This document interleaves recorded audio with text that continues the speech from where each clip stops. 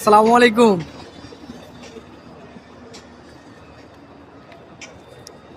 এখন আমি কাবাঘরের পাশে বসে আছি।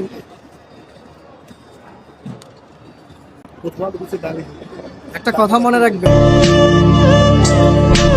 আমি যাকে ভালোবাসি সেও আমাকে ভালোবাসে। পৃথিবীতে এমন কেউ নেই যে আমার ভালোবাসাকে আমার কাছ থেকে কেড়ে নেবে, শুধু একমাত্র আল্লাহ ছাড়া। আমার সঙ্গে যারা পরিচিত আছে বা আমার বন্ধু বান্ধব, ফ্যামিলি, আত্মীয় স্বজন, সবাই জানে আমাদের ভালোবাসা কতদিনে, আমাদের রিলেশন কতদিনে। পাশেই আমার কাবা ঘর, এখান থেকে দোয়া করি আমি যেন সারা জীবন আমার প্রিয়তমাকে এভাবেই ভালোবাসতে পারি, শেষ নিঃশ্বাস অবধি ভালোবাসবো ইনশাআল্লাহ। যারা আমাদের ভালোবাসা নিয়ে শত্রুতা করতেছেন, এটা ঠিক না, সত্যি এটা ঠিক না। আমাদের ভালোবাসা পবিত্র, তাই আজ এতদিন একসঙ্গে আছি আমরা। এখন দূরে এসেছি বিধায় যে তাকে ভুলে গেছি, তাকে ভালোবাসবো না, এরকমটা না। আগেও যেরকম ভালোবাসি এখনও সেরকম ভালোবাসি ইনশাআল্লাহ, শেষ নিঃশ্বাস অবধি এভাবেই ভালোবাসি।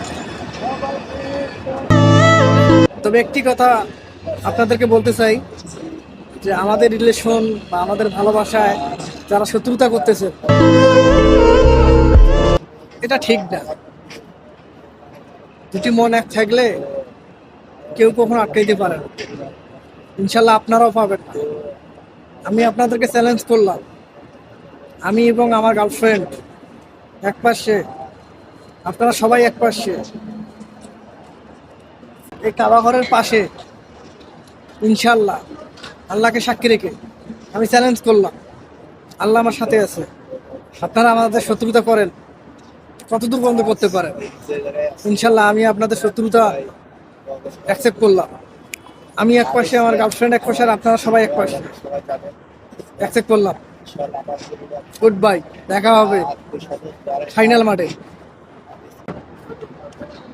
আপনারা সবাই আমার জন্য দোয়া করবেন, আমি যেন এখান থেকে ইনশাআল্লাহ